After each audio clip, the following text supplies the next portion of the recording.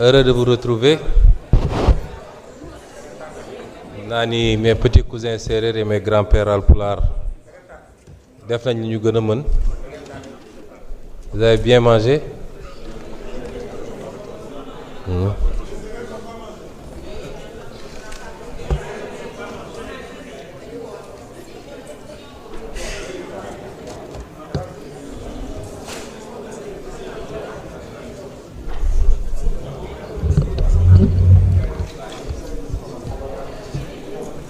Chers collègues, l'ordre du jour appelle la ratification des propositions de résolution portant création des commissions d'enquête.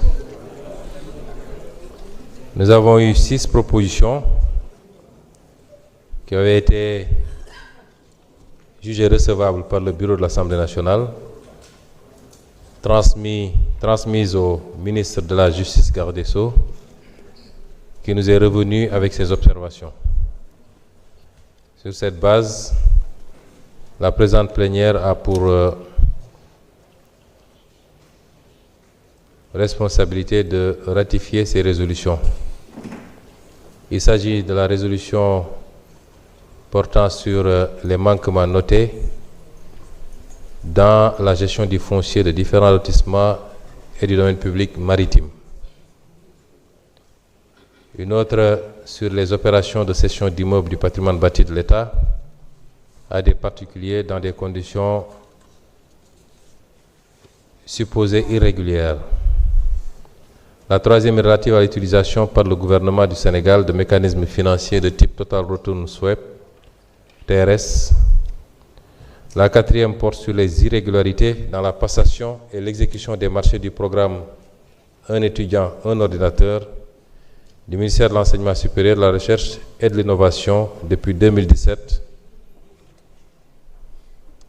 La cinquième porte sur les abandons de recettes et la gestion des exonérations fiscales. Et enfin, la sixième sur les conditions de délivrance et de renouvellement des licences de pêche. mbokk yi ñu ngi daje tey pour yeggali wala tëj session extraordinaire bi nga xam ne li ci mujje woon mooy li ñu dajale fii mooy Assemblée nationale am na sañ-sañu taxawal ay kuréel yoo xam ne ñooy saytu doxalin bi ak yorin bi rawatina ci lépp loo xam ne politique publique yi la muy koppar bi muy suuf si muy ressources naturelles yi ak leneen ci cadre boobu am na groupe parlementaire yi dañoo yéetoon président Assemblée nationale ay proposition yoo xam dañu bëggoon ñu taxawal ci kuréel yooyu nga xam ne règlement intérieur assemblée moo ko autorisé pour saytu yenn mbir bokk na ci benn bu ñu demandé woon ñu taxawal ko ci li jëm ci suuf si lotissement yi moo xam fi Dakar ba feneen ci Sénégal ba Ndar waaye aussi li ñuy wax domaine public maritime mooy lépp loo xam ne dafa sës ak géej gi bokk na ci it benn bu ñu demandé ñu taxawal ko ci li nga xam ne mooy patrimoine bâti mooy li nga xam ne Sénégal yépp ko bokk jaarale ko ci état bi ñu bokk ñun ñëpp bâtiment bi ñu nekk nii ñun Assemblée nationale ci la bokk xam ngeen ni nguur day am état day am ay immeuble ay kër ay bâtiment yoo xam ne lii ay bureau la lii ay kër la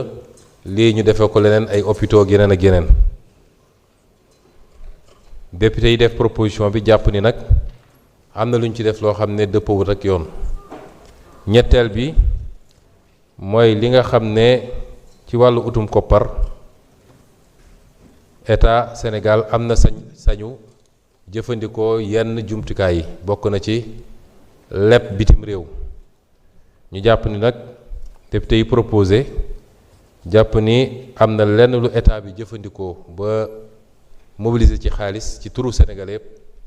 te ñoom jàpp nañ ni lënt am na ci war a leerul seen bopp ñeenteel bi mooy lii jëm ci programme bi amoon fële ci ministère bi yore njàngale mu kawe mi moomoon programme bu ñu fa def tuddee ko benn étudiant benn ordinateur fexe ba étudiant bu nekk ci ñi ko yeyoo mun a am benn ordinateur mu doon programme bu ñu dooroon depuis 2017 groupe parlementaire bi déposé jàpp ni ci li ñu jot ñoom ci ay information am na ci ay lënt-lënt beneen bi di la jëm ci benn fànn ci koppar réew mi mooy wàllum lempo nga xam ne yoon dina maye de temps en temps mu am ñu ñu ko teggil ci yoon ak ñoo xam ne tegu na seen kaw ba pare ñu baal leen parce que mënatuñu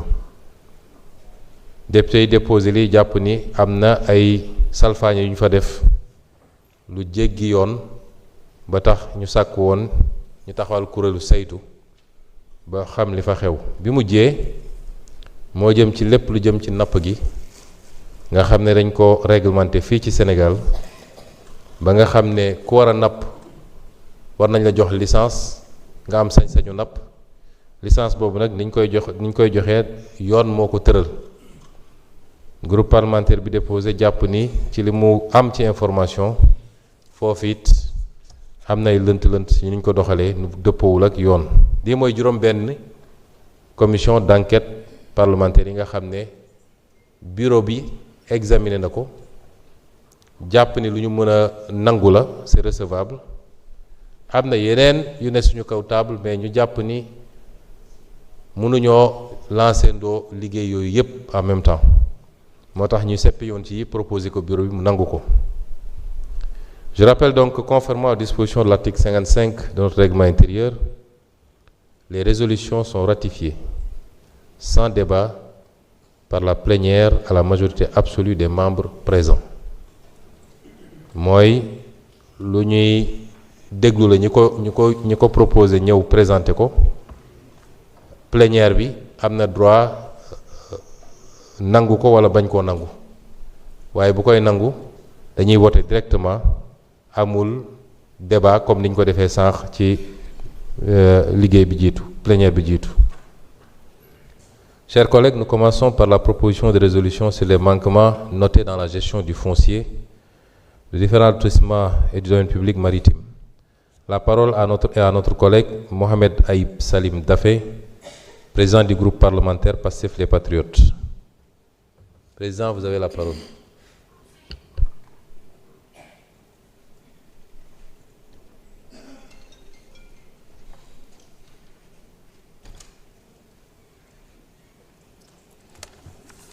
Merci beaucoup, Monsieur le Président.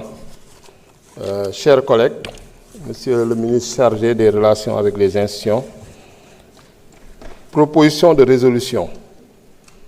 portant création d'une commission d'enquête parlementaire sur les manquements sévères notés dans la gestion du foncier de différents lotissements et du domaine public maritime. Donc, Monsieur le Président, je vais lire directement la proposition de résolution, puisque les propositions avaient été distribuées. Je pense que tous les collègues disposent du texte.